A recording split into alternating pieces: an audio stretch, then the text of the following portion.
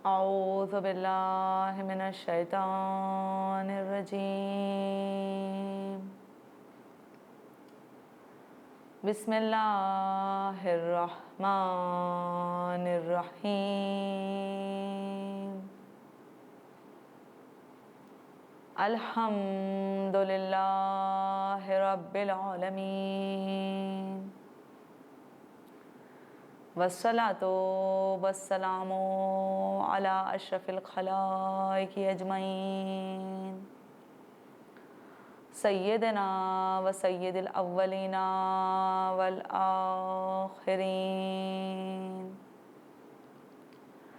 حبيبنا وحبيب إله العالمين، امام المرسلین و خاتم النبیین ابی القاسم المصطفى محمد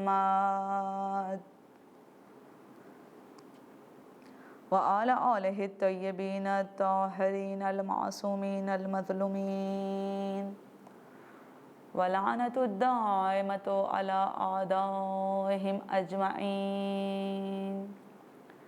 اما بعد، فقد قال اللہ تبارک و تعالی فی قرآن المجید والفرقان الحمید وقولہ الحق وہو اصدق الصادقین. بسم اللہ الرحمن الرحیم. یا ایتھا النفس المطمئنہ ارجعی الی ربک راضیۃ مرضیہ فادخلی فی عبادی وادخلی جنتی.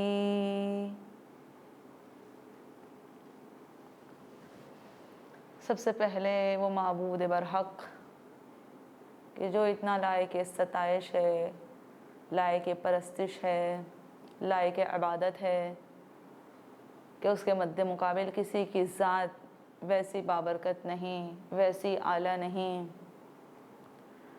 وہ اللہ کا عظیم لطف، عظیم عنایت ہے جس کا ہم لاکھوں کروڑوں اربوں خربوں شکر ادا کرتے کم ہیں. کیونکہ ہمارے چوتھے آقا کا ارشاد گرامی ہے، مولا سجاد علیہ السلام ارشاد فرماتے ہیں، صحیفہ سجادیہ میں مولا فرما رہے ہیں، یہ دعا کی کتاب ہے. مولا کے دعائے کلمات اتنے دل نشیں ہیں عزیزوں کہ واقعی جب انسان پڑھتا ہے اور جب اس میں غور کرے، توجہ کرے، پورے دھیان سے، قلب اپنے دل و جان سے جب پڑھتا ہے تو واقعاً انسان لذت حاصل کرتا ہے. بس گویا یہ محسوس ہوتا ہے کہ واقعاً انسان پروردگار کے حضور بیٹھا ہوا ہے. بہرحال کہ مولا فرما رہے ہیں کہ جب انسان اللہ کی کسی ایک چیز کا، کسی ایک نعمت کا شکر ادا کرتا ہے تو وہ اس کا شکر کی ادائیگی واقعا نہیں کر سکتا. کیونکہ یہاں پہ جیسے ہی اللہ کی ایک نعمت کا بندے نے شکر کیا، اللہ نے اسے دوسری نعمت سے نواز دیا. پھر اس کا شکر کرا تو تیسری مل گئی. یعنی جیسے جیسے انسان شکر کرتا ہے اللہ ویسے ویسے نوازتے جاتا ہے. یعنی کہ انسان کی بس میں ہی نہیں ہے کہ انسان اللہ کا شکر گزار بندہ اور شاکر بندہ کہلا سکے. یعنی یہ امپاسبل ہے، ناممکنات میں سے ہے کہ کوئی اپنے آپ کو، دنیا کا کوئی ایک فرد بھی ایک اللہ کا بندہ یہ نہیں کہہ سکتا کہ میں اللہ کا شاکر بندہ ہوں، میں نے اللہ کا شکر ہمیشہ بجا لے کے آیا ہوں. بے شک انسان شکر بجا لے کر آتا ہے، مگر اللہ پھر دوبارہ کوئی دوسری چیز عنایت کر دیتا ہے، پھر تیسری چیز. یعنی یہ اللہ کا لطف جو ہے وہ برستے ہی رہتا ہے، اس کی کرامتیں انسان پہ آتی ہی رہتی ہے، برکتیں نازل ہی ہوتی رہتی ہے اور انسان سمجھ بھی نہیں پاتا. اس لیے انسان قاصر ہے کہ اللہ کا شاکر بندہ ہو جائے. تو بہرحال اپنے موضوع کی طرف، کہ موضوع جو میں نے آپ کے سامنے سرنامہ کلام شروع کیا اول روز سے، کہ انسان مقصد امام حسین، سیرت امام حسین، کربلا کو سمجھ لے.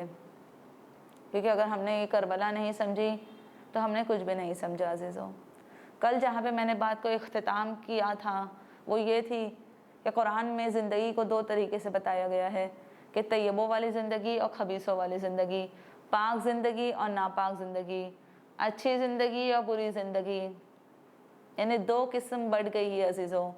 اب یہ دو میں سے ہمیں اختیار کرنا ہے کہ ہم اچھوں کو چنیں یا بروں کو چنیں، جس میں سے میں نے آپ کو کچھ خاندان بتائی کہ جس میں سے سب سے پہلے رسول علیہ رسول کا ہمیں خاندان ملا جو تمام کے تمام طیب و طاہر، امام حسن مجتبیٰ کہہ رہے ہیں کہ ہمارا خاندان سب سے پاک خاندان ہے، یعنی ہم ہی ہے جو طیب ہے، طاہر ہے، پاک و پاکیزہ ہے، گناہوں سے پاک ہے۔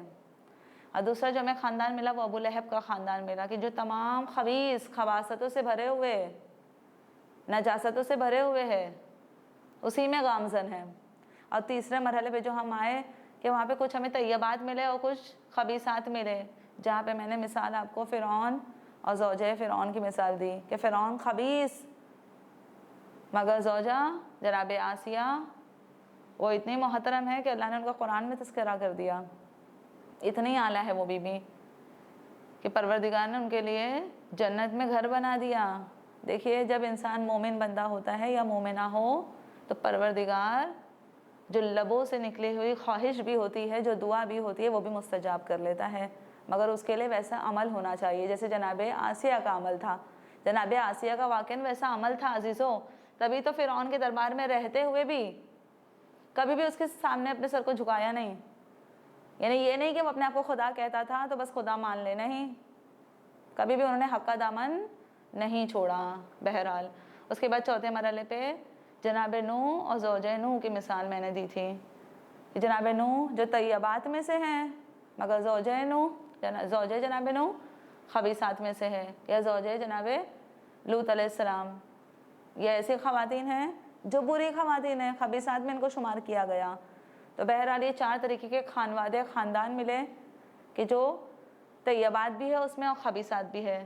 اب ہمیں یہاں پہ اختیار طیبات کو کرنا ہے عزیزوں، کیونکہ جب ہم طیبات کے ساتھ رہیں گے، طیبات پہ عمل پیرا ہوں گے، طیبات کی سیرت کو اختیار کریں گے تو دنیا اور آخرت میں نام کما لیں گے، دنیا اور آخرت کو اپنی سنوار لیں گے۔ اسی کے زمرے میں آج کی جو بحث شروع کرنے جا رہی ہوں وہ یہ ہے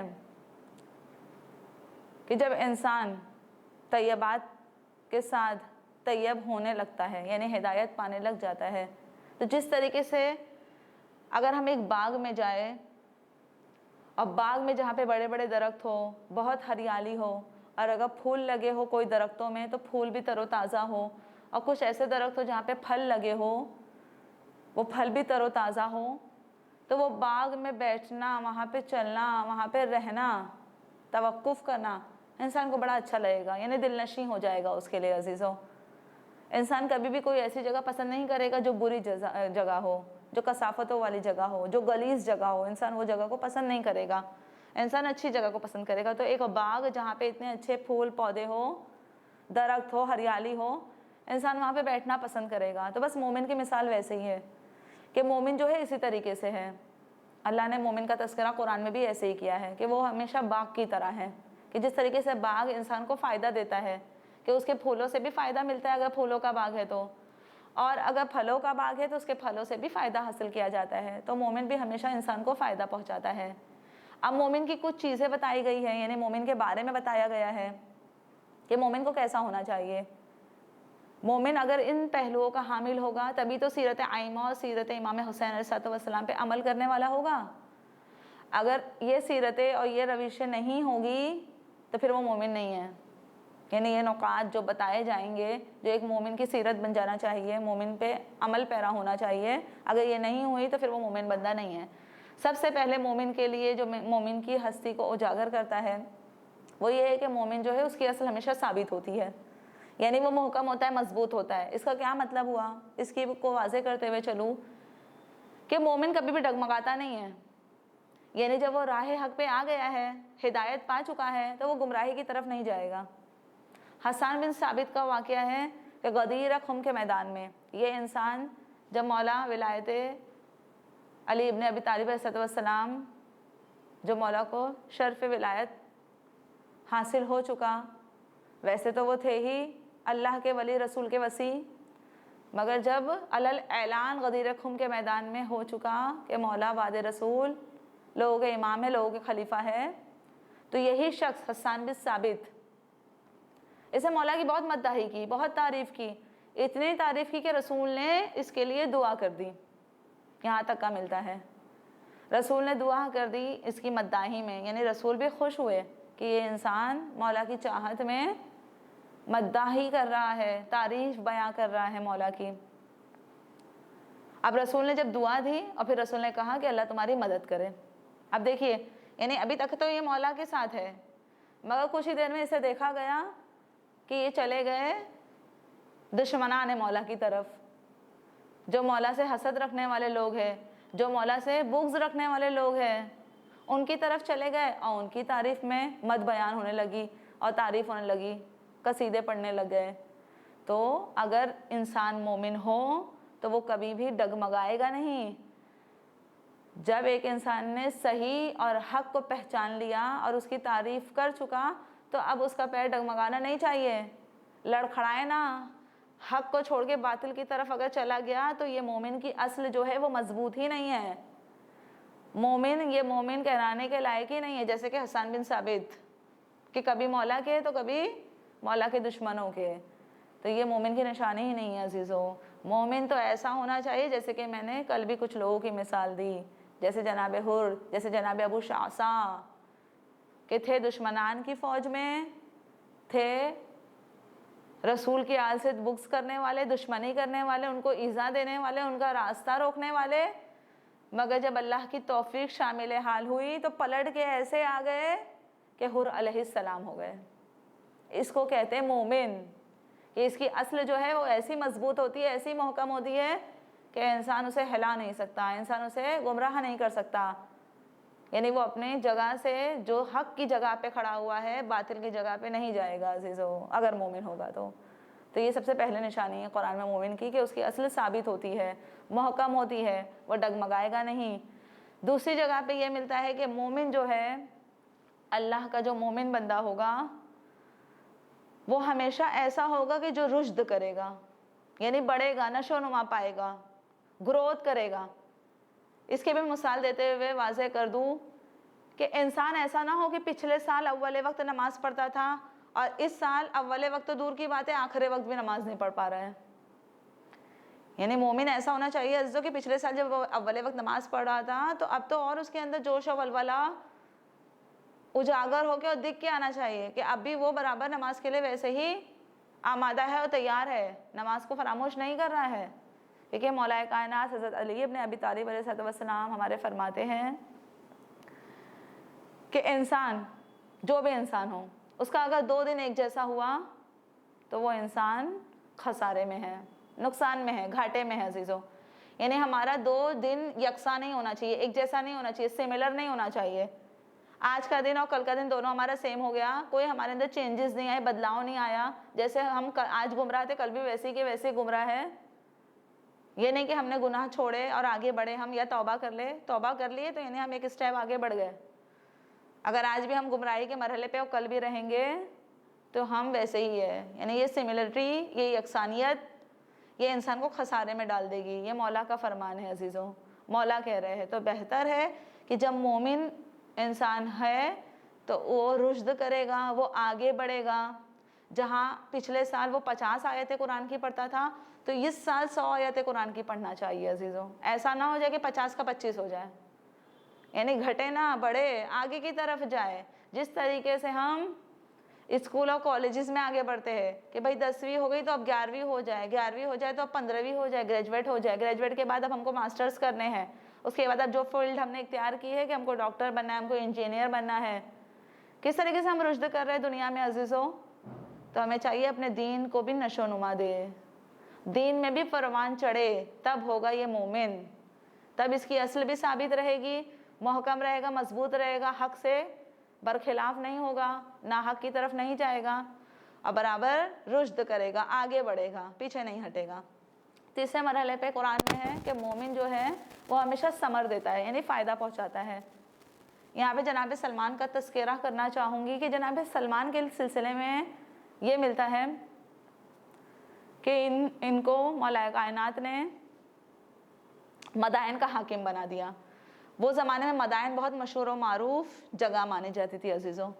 اب جب یہ حاکم بن گئے مدائن کے تو کہا جاتا ہے کہ ایک دفعہ انہوں نے چاہا کہ ایک چکر لگا لے، کیونکہ جب ایک انسان ایک ایریے کا MLA ہوتا ہے، بڑا ہوتا ہے، نیتا ہوگا، تو وہ اس کو ضروری ہے کہ وہ آئے اپنے ایریا میں دیکھے کہ کیا ہو رہا ہے، لوگ کس طریقے سے کام کر رہے ہیں، کیسے قانون کی رعایت ہو رہی ہے یا نہیں ہو رہی ہے۔ تو اس طریقے سے جناب سلمان بھی نکلے اور آگے بڑھ گئے۔ اب جب وہ گئے تو انہوں نے کیا دیکھا راستے میں ایک شخص کو کہ ایک ضعیف مرد ہے اور اس نے جو سامان اس کے پاس تھا اس نے اس کو نیچے رکھ دیا، کیونکہ وہ بہت بھاری تھا، وزندار تھا، وہ بوجھ اٹھا نہیں سکتا تھا وہ شخص، تو اس نے اپنے سامان کو نیچے رکھ دیا۔ اب جب جناب سلمان نے یہ دیکھا تو اس کے پاس گئے اور اسے فرمانے لگے کہ کیا بات ہے؟ تو انہوں نے کہا کہ بھئی یہ بہت وزندار ہے، یعنی یہ بوجھ اتنا زیادہ ہے کہ میں اٹھا نہیں سکتا ہوں۔ تو جناب سلمان کہتے ہیں کوئی بات نہیں ہے، لائیے میں آپ کے گھر تک پہنچا دیتا ہوں، آپ مجھے اپنا گھر بتائیے، یعنی ہم ساتھ ساتھ ہو لیتے ہیں، ہم پہنچا دیں گے۔ اب جب دونوں ساتھ ہو کے جناب سلمان نے ان کا بوجھ اٹھا کے ان کے گھر تک پہنچا دیا عزیزوں، تو دیکھیں یہاں پہ عبرت کا مقام ہے یہ ہمارے اور آپ کے لیے، کہ اگر ایک عام نیتا، ایک عام وزیر اعظم جو یہ دنیائی وزیر اعظم ہے، دنیائی نیتا ہے، دنیائی MLA ہے، ایک اسٹیٹس، ایک جاؤ حشم مل گیا، یا یہ تو چلو بڑی بڑی انسان کی حیثیت اور جاؤ مقام ہے، اگر ہمیں اپنے گھر میں بھی کوئی رتبہ دے دے، جیسے اگر ہم اپنے گھر کے بڑے ہیں اور لوگ ہمارے پوچھ کرنے لگ جائے، ہر بات میں ہم سے رائے مشورہ لینے لگ جائے، تو پھر ہم اپنے قابو میں نہیں رہتے عزیزوں، یعنی ہم اپنے انا میں اتنے آگے بڑھ جاتے ہیں، اپنے غرور اور تکبر میں اتنے آگے بڑھ جاتے ہیں، پھر ہم کسی کو نہیں دیکھتے، گویا ہمیں جو چھوٹے کام ہوتے ہیں وہ ہم اس کو پست نگاہوں سے دیکھنے لگ جاتے ہیں، ذلیل کی طرح اور خواری کی طرح ہم اسے دیکھنے لگ جاتے ہیں، کہ گویا ہمیں ایسا لگتا ہے اس میں ہماری ذلت ہے، مگر دیکھیں وہ اتنے بڑے جن کو مولا نے وزیر بنایا ہو، جن کو مولا نے حاکم بنایا ہو، مگر وہ ذرا بھی شرم محسوس نہیں کر رہے، انہوں نے اس شخص کا بوجھ اٹھا کے اس کے گھر تک پہنچا دیا۔ اب پہنچانے کے بعد وہ شخص جب چاہتا ہے کہ ان کو اس کی اجرت دے دے، کیونکہ بھائی وہ ہمارے لیے آئے، اتنی زحمتیں برداشت کیے، تو انہوں نے خوشی سے چاہا کہ کچھ دے دیں۔ جناب سلمان یہاں پہ گویا ہوتے ہیں کہ آپ کو اگر کبھی اس کے علاوہ بھی ہماری ضرورت پڑے تو آپ ہماری جگہ پہ آ جائیے گا، یعنی جہاں پہ ہمارا کمرہ ہے وہاں پہ آ جائیے، ہم آپ کی دوبارہ مدد کر دیں گے۔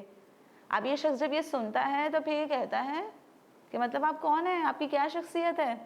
اب جناب سلمان گویا ہوتے ہیں کہ میں جو ہوں وہ حاکم مدائن ہوں۔ اب یہ شخص سوچتا ہے کہ دیکھیے یہ حاکم مدائن ہے، یہ حاکم ایک وزیر، ایک بڑا، ایک لیڈر ہے، مگر اتنا سادہ، یعنی ان کا لباس اتنا سادہ تھا عزیزوں، اتنے تواضع تھی اور انکساری تھی ان کے ظاہر سے، ظاہر جسم سے دکھ کے آ رہی تھی، یعنی وہ شخص کو پتہ لگ رہی تھی کہ گویا اس نے محسوس ہی نہیں کیا کہ یہ اتنے زیادہ اعلیٰ مقام والے ہوں گے۔ تو ہمیں بھی چاہیے کہ ہم اگر کوئی اعلیٰ مقام ہمیں دیا جائے، کوئی منصب مل جائے، تو بجائے غرور اور تکبر کے انکساری کے ساتھ اس عمل پہ یا اس چیز پہ عمل پیرا ہو جائے، وہ چیز کو انجام دے، ورنہ تو پھر زندگی عزیزوں گمراہی کے ساتھ، غرور و تکبر کے ساتھ گزر جائے گی، اور غرور و تکبر سے تو شیطان کو بھی اللہ نے اس سرزمین پہ بھیج دیا، یعنی اللہ کو غرور و تکبر ناپسند ہے، اللہ متکبرین کو پسند نہیں کرتا، قرآن میں ہے، اللہ کو غرور کرنے والے لوگ سخت ناپسند ہے۔ شیطان نے غرور کیا ہے اس لیے زمین پہ آ گیا، ورنہ تو اس کا مقام تو عرش پہ تھا، عرش والے فرش پہ آ جائے، یہ بہت بڑی ان کے لیے اور ان کے مقام کے لیے ذلت ہے، یہ شیطان کی رسوائی تھی۔ اگر ہم کو شیطان کے زمرے میں اپنے آپ کو لے کے جانا ہے عزیزو، تو پھر ہماری بھی سب سے بڑی یہی بدبختی ہوگی پھر، کہ ہم بجائے اہل بیت کی طرف، امام حسین کی طرف آنے کے بجائے ہم شیطان والے ہو گئے۔ تو اس لیے اگر مومن بندے ہیں تو ہماری اصل ہمیشہ مضبوط رہے گی، ہم ہمیشہ رشد کریں گے، آگے بڑھیں گے، ہم ثمر پہنچائیں گے، لوگوں کو فائدہ پہنچائیں گے۔ اور چوتھی اور آخری منزل پہ مومن کے لیے کہا گیا کہ مومن جو ہے ہمیشہ بِإِذْنِ رَبِّهَا، وہ خدا کی اجازت کے بغیر کوئی کام نہیں کرتا، یعنی ہر چیز میں خوشنودی پروردگار، اجازت پروردگار شامل حال ہوتی ہے اس کی، یعنی گویا ایسا ہے کہ جس طریقے سے ایک اچھے پھلدار درخت سے انسان کو اس پھل سے فائدہ ملتا ہے، بس وہ مومن اسی طریقے سے ہے، وہ پھلدار درخت کی طرح ہے کہ جیسے وہ پھل فائدہ پہنچا رہا ہے ویسے یہ مومن معاشرے کو فائدہ پہنچا رہا ہے۔ کون انسان ہوگا جو اپنے گھر میں کانٹے بوگا، یعنی کانٹوں کا درخت لگائے گا؟ کانٹوں کے تو درخت ایسے ہوتے جیسے کیکٹس کا درخت جو ہوتا ہے، صنوبر کا درخت جس سے کہا جاتا ہے، وہ کوئی پسند نہیں کرتا اپنے گھروں میں لگانا عزیزو، کیونکہ جو کانٹے ہوتے ہیں وہ سوائے چبھنے کے، سوائے اذیت کے اور دوسرا کام نہیں دیں گے۔ تو ہر انسان جو ہے ہریالی کو پسند کرتا ہے، اور ایسی چیزوں کو پسند کرتا ہے کہ جس سے اسے لذت ملے، جس سے اس کا دل خوش ہو جائے۔ تو بس مومن کو ایسا ہونا چاہیے کہ واقعاً جب مومن ایسا بندہ ہے کہ لوگ اس سے خوش ہو رہے ہیں تو اس کا مقام اور اس کا جا و حشم پروردگار کے حضور کتنا اعلیٰ ہوگا عزیزوں، کیونکہ وہ ہر کام اپنے پروردگار کے اذن سے کرتا ہے۔ اس لیے چاہیے کہ مومن ہمیشہ ایسا ہو کہ واقعاً الگ دکھ کے آئے، اس کی عقل مندی چھلکے، اس کا شعور چھلکے، اس کی صلاحیت دکھ کر آئے۔ تو مومن ہوگا تو اس کی صلاحیتیں دکھ کے آئے گی، اس کا شعور دکھ کے آئے گا، وہ اعلیٰ ظرف کا دکھ کے آئے گا عزیزوں۔ اس کے بعد کہا گیا کہ جب زندگی یہ دو طریقے سے ہے، یعنی طیبات والی اور خبیثات والی، تو طیبات میں مومن کی فہرست میں نے آپ کو بتا دیا کہ مومن اس طریقے سے ہونا چاہیے۔ اب اسی طریقے سے لے کے ہم رویش امام حسین پہ جب آئیں گے عزیزوں، تو امام حسین میں یہ تمام چیزیں پائی جاتی تھی۔ اب کیوں ہم نے صرف سیرہ ائمہ میں سے سیرہ امام حسین علیہ السلام کو لے لیا، روش امام حسین کو لے لیا؟ کیوں؟ اس کی وجہ بھی میں آپ کو بتاتے ہوئے چلوں۔ کیونکہ جو تمام معصومین ہمارے نور تھے انہوں نے بھی کہا حسین، جو تمام معصومین ہمارے پاک تھے، مطہر تھے، طیب تھے، انہوں نے بھی کہا حسین، جو تمام معصومین مستجاب الدعا تھے، مستجاب کرنے والے تھے دعاؤں کو قبول کرنے والے تھے، وہ لوگوں نے بھی کہا حسین۔ ایک دفعہ کا تذکرہ کر دوں کہ ہمارے رسول دو سرا رحمت للعالمین حضرت محمد مصطفیٰ صلی اللہ علیہ وآلہ وسلم، رسول ایک جگہ بیٹھے ہوئے ہیں، ابھی کعب رسول کے ہمراہ ہے۔ اب اسی اسلام میں امام حسین علیہ السلام اس جگہ پہ وارد ہوتے ہیں اور سلام کرتے ہیں، السلام علیکہ یا ابتا یا رسول اللہ، آپ پہ سلام ہو اے میرے بابا، اے رسول اللہ۔ تو اب پلٹ کے جواب دیکھیے کتنی اچھی طریقے سے رسول نے دیا ہے آقا حسین کو۔ یہ امام حسین کی منزلت دیکھیے، پھر ہمیں سیرت امام حسین اپنے آپ سمجھ میں آ جائے گی اور اپنے آپ ہم اس پہ عمل پیرا ہو جائیں گے۔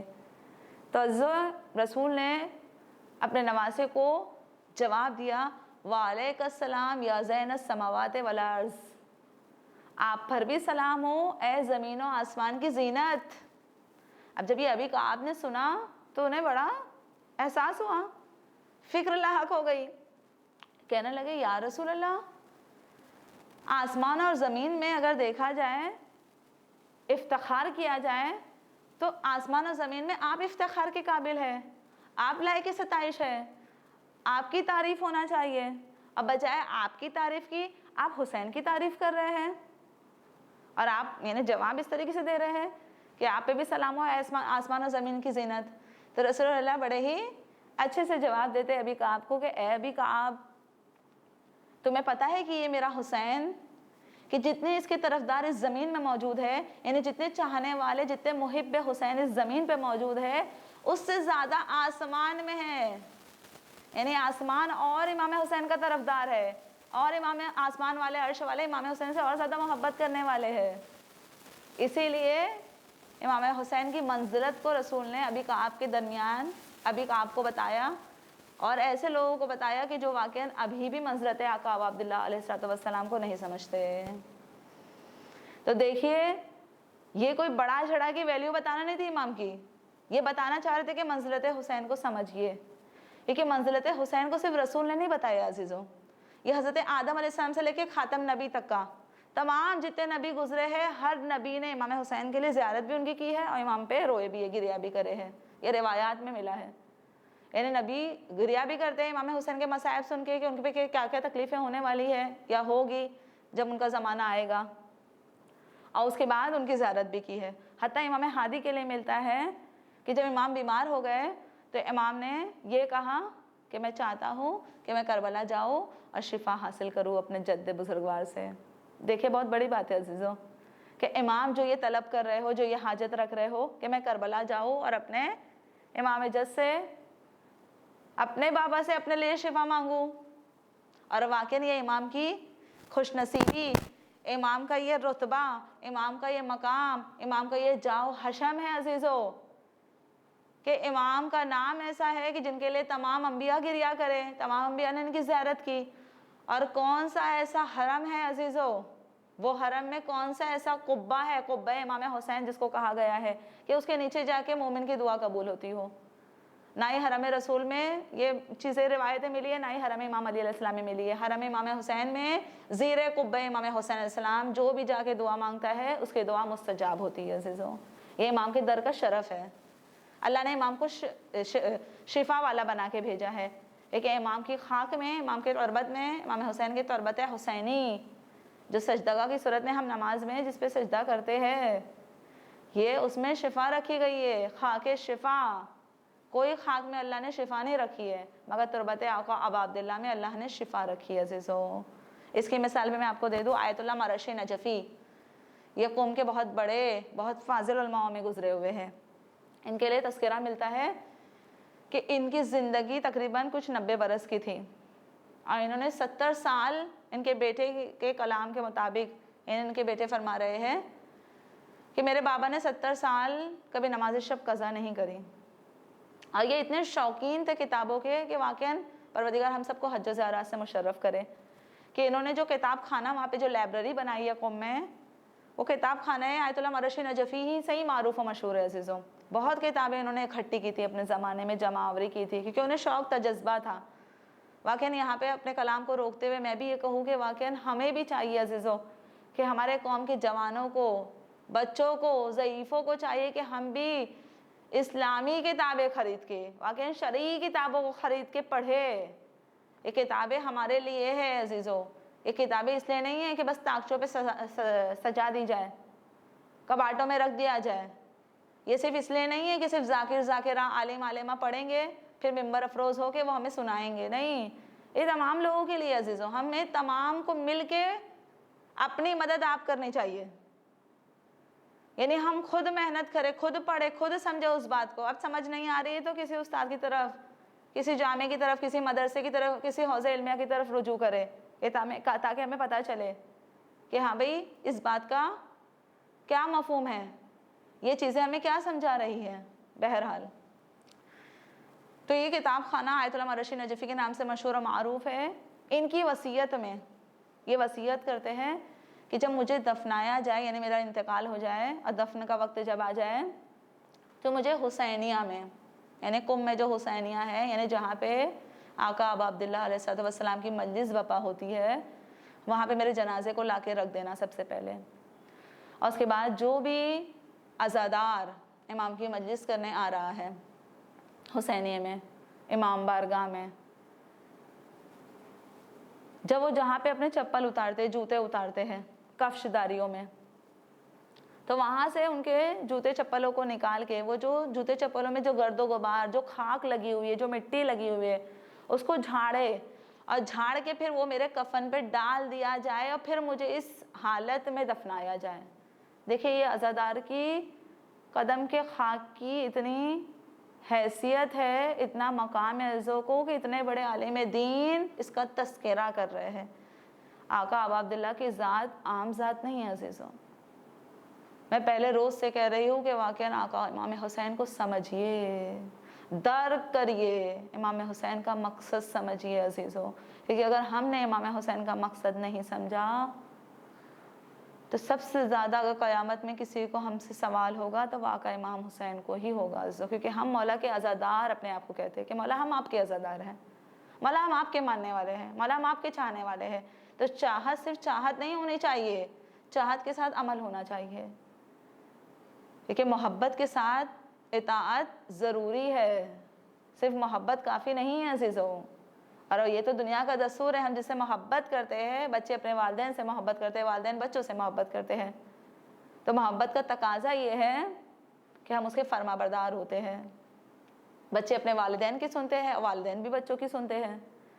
تو جب ہم نے اپنے آپ کو کہا ہے کہ مولا ہم آپ کے محب ہیں، تو محبت یہ تقاضا کرتی ہے کہ مودت اور محبت کے ساتھ ساتھ اطاعت پذیر فرما بردار ہو جائے، کیونکہ جب ہم اطاعت والے ہوں گے تب ہمیں امام حسین سمجھ آئیں گے، تب مقصد امام حسین سمجھ آئے گی، تب ہی ہم کربلا کو جانیں گے، تبھی سیرت امام حسین پہ عمل کریں گے، ورنہ سب دھرا کا دھرا رہ جائے گا عزیزوں۔ بہرحال چند باتیں اور تذکرہ کروں گی کہ جب آیت اللہ مرشی نے یہ کہا، یعنی وصیت کی کہ خاک قدم عزادار اتنا برکتوں والا ہے کہ وہ وصیت کر رہے ہیں کہ ان کے جنازے میں، ان کی قبر میں یہ خاک ہونی چاہیے، تو سوچیں امام حسین کی ذات کتنی اعلیٰ ہوگی عزیزوں۔ یہ جو ہم کہتے ہیں نا، ذاکرین اکثر تذکرہ کرتے ہیں کہ جو رومال سیدہ کہ ہم جس میں اپنے آنسو بہاتے ہیں، اس کو بڑے سنبھال کے رکھے، وصیت کر دیجئے کہ ہمارے اس رومال کو ہماری قبر میں ڈال دیجئے گا۔ ہو سکتا ہے عزیزو کہ ہمیں اس سے شفاعت مل جائے۔ اس کی دلیل دے دوں میں آپ کو کہ امام صادق علیہ السلام کے سلسلے میں ملتا ہے کہ اگر ہم چاہتے ہیں کہ امام کی سیرت جانیں تو ہمیں امام کے بارے میں پڑھنا ہوگا، امام کی درسگاہ سے درس حاصل کرنا ہوگا، مگر آقا ابا عبداللہ کے لیے کوئی کتاب اٹھانے کی ضرورت نہیں، یہ مجلس ہی ہمارے لیے درسگاہ ہے عزیزو۔ اگر یہ مجلسوں میں آ کے ایک اشک اگر ہم نے خلوص نیت سے بہا دیا تو ہو سکتا ہے پروردگار ہم پہ اپنی نظر کرم کر دے۔ ایک آنسو، زیادہ نہیں کہہ رہی ہوں عزیزو، صرف ایک آنسو اگر ہم نے خلوص سے سچے دل سے توبہ کے راہ میں بہا دیا کہ مولا ہم سے بہت بڑی خطا ہو گئی، اب آئندہ سے ہم کوئی خطا نہیں کریں گے، مولا ہم آپ کے چاہنے والے ہیں، مولا جیسا آپ چاہتے ہیں ویسا عمل کریں گے، تو انشاءاللہ دیکھیں نظر کرم پروردگار کیسے ہم پہ ہو جائے گی۔ اور اگر ہم نے نظر کرم نہیں کی، اگر ہم پہ اہل بیت کی نظر کرم نہیں ہوئی عزیزوں، تو واقعاً یہ زندگی ہمارے لیے عذاب بن جائے گی۔ بس اپنی بات کو اختتام کی منزل دیتے ہوئے انشاءاللہ آگے کی بات کو، آگے کی گفتگو کو کل ادامہ دیا جائے گا کہ آج جس کا تذکرہ کرنا ہے ہمیں عزیزوں، جن کے آج مصائب ہم پڑھیں گے، آج چوتھی محرم ہے عزیزوں، وقت گزرتا جا رہا ہے، گویا ہم حق کے ادا نہیں کر پا رہے ہیں۔ آج چوتھی ہے، چوتھی کے روز شمر ملعون 4000 کا لشکر سمیت کربلا میں وارد ہو چکا ہے عزیزوں۔ امام حسین کے لیے اب زیادہ وقت نہیں بچا ہے ارباب اعضاء۔ حبیب ابن مظاہر جو مولا کے بچپن کے ساتھی ہے، جب شمر ملعون آ گیا اور ملعون وارد کربلا ہو گئے، ایک دفعہ جناب زینب نے جو یہ عالم دیکھا ہے نا ارباب اعضاء، جناب زینب گویا ہوتی ہیں اپنی اماں فضہ سے کہ اماں فضہ میں چاہتی ہوں کہ اپنے ماجائے سے صحبت کر لوں، میں اپنے ماجائے سے بات کرنا چاہتی ہوں۔ ایک دفعہ آقا حسین جب خیمے میں آئے ہیں نا ارباب اعضاء، تو جناب زینب نے کہا ہے بھیا کہ فوج در فوج کربلا میں وارد ہو رہی ہے بھیا یہ کوفیوں نے ہمیں خود بلایا تھا خط لکھے بھیا آپ بھی اپنے کسی ہمدرد کو بلا لیجئے بھیا۔ ایک دفعہ امام حسین نے جناب زینب کے تقاضے کو قبول کر لیا اور حبیب ابن مظاہر کو خط لکھا ارباب اعضاء۔ وہ خط ایسا تھا کہ اس میں مولا نے لکھا تھا، اے حبیب یہ حسین ابن علی کا خط ہے آپ کے لیے، مرد فقی کہہ کے مخاطب کیا ہے امام حسین نے حبیب ابن مظاہر کو۔ یہ کوئی عام شخصیت نہیں تھی ارباب اعضاء، ارے جو مرد فقی ہو، جو مولا کے ساتھ ساتھ رہا ہو، اور اس کے بعد مولا نے کہا اے حبیب ارے تمہارا حسین نرگہ آدھا میں گھر چکا ہے حبیب، اگر ہو سکے تو ہماری مدد کے لیے آ جاؤ۔ الغرض قاصد لے کے چلا خط کو، یہاں جو کوفہ کی سرزمین پہ پہنچا، ایک دفعہ دق الباب کیا۔ اب جو یہاں پہ حبیب گھر میں کھانا تناول کر رہے تھے، ایک دفعہ دسترخوان سے اٹھے، دروازے کے قریب آئے ارباب اعضاء۔ اب جو دروازہ کھولا اور جب معلوم کیا تو معلوم یہ ہوا کہ میں قاصد امام حسین آیا ہوں، آپ کے آقا نے آپ کے لیے ہے ارے یہ خط بھجوایا ہے۔ ایک دفعہ یہاں پہ جناب حبیب نے وہ خط کو لیا، خط کو اتنے احترام سے لیا ارباب اعضاء کہ آنکھوں سے لگایا، ارے اپنے سر سے لگایا، اس کے بعد بوسہ دیا۔ اب جو خط کو کھولا، یہاں پہ جو مولا کی تحریر دیکھی، ارے بے ساختہ آنسو آ گئے۔ اللہ اکبر الغرض ایک دفعہ جو ہی یہاں کمرے کی طرف تشریف لے گئے، یہاں پہ بیوی جو دیکھ رہی ہے جناب حبیب ابن کہ ایک دفعہ گویا ہوئی کہ آخر بات کیا ہے۔ یہاں حبیب کہتے ہیں کہ آقا حسین نے مجھے بلوایا ہے۔ اب یہاں پہ بیوی کہتی ہیں بس آپ نے سوچا کیا ہے؟ ایک دفعہ حبیب کہتے ہیں ارے مجھے تمہاری فکر ہو رہی ہے۔ یہاں پہ اس مومنہ کا عالم دیکھیے ارباب ازا، یہ مومنہ کہتی ہے کہ آپ یہاں رہیے، میں اپنے آقا کے لیے مدد کے لیے جاؤں گی۔ اجرکم اللہ۔ الغرض حبیب کہتے ہیں بس ارے میں تمہارا امتحان لے رہا تھا۔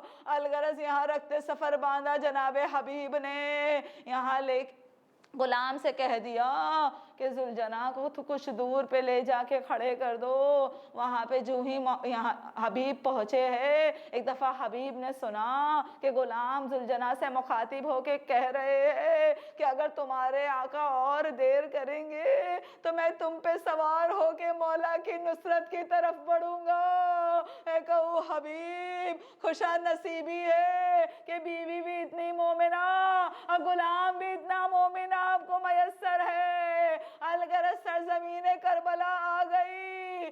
اب جو حبیب اترے، کیا دیکھا حبیب نے؟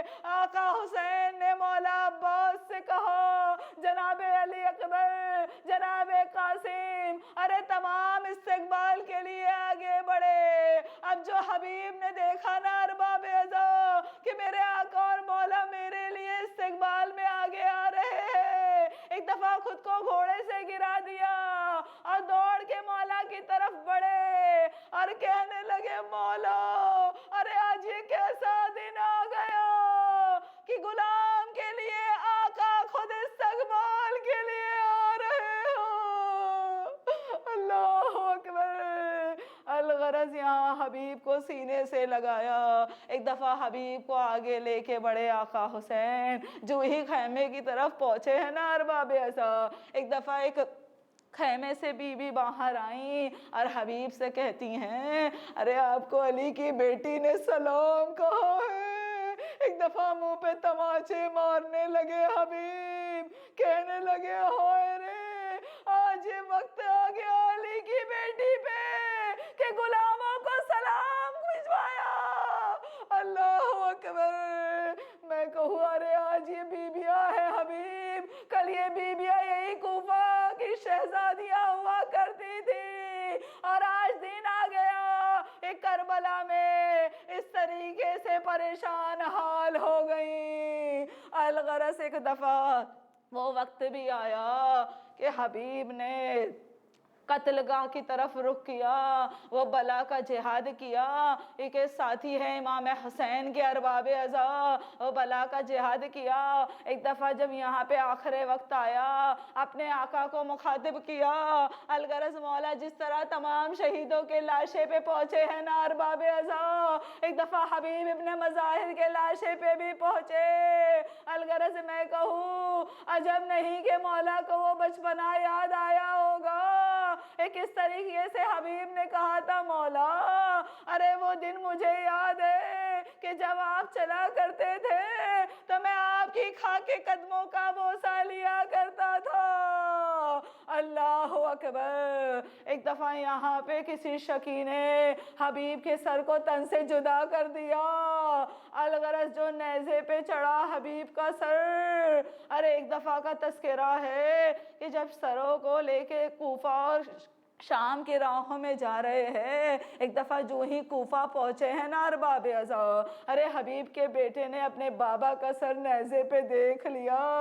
اب جو نیزے پہ دیکھا، میں کہوں سید سجاد کے دل سے پوچھئے ارباب ازا کہ یہاں حبیب کے بیٹے نے دیکھا تو تاب ضبط نہ رہی کہ جس کا بیٹا موجود ہو اس کے بابا کا سر نوکے نیزہ۔ میں کہوں ارے ہمارے چوتھے آقا کہ کتنے غمخوار تھے، ارے کتنے مددگار، کتنے نصرت کے لیے پریشان رہے ہیں۔ ارے ہائے رے عابد سجاد، ہائے رے بیمار مولا، واہ حسینہ، و غربتا و محمدا.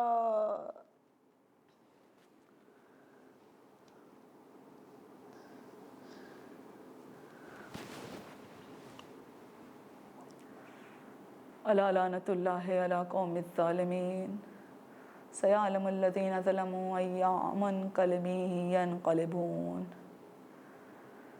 پروردگارہ یوسف زہرا ولی عصر کے ظہور میں تعجیل عنایت فرما. پروردگارہ علماء اعلام کو سائے گرامی ہمارے سروں پہ برقرار فرما. روضات مقدسہ کی حفاظت فرما. پروردگار تمام شیعان حیدر کرار کی جان و مال عزت و آبرو کی حفاظت فرما. رب ارحمہما کما ربیانی صغیرا. ربنا تقبل منا انک انت السمیع العلیم.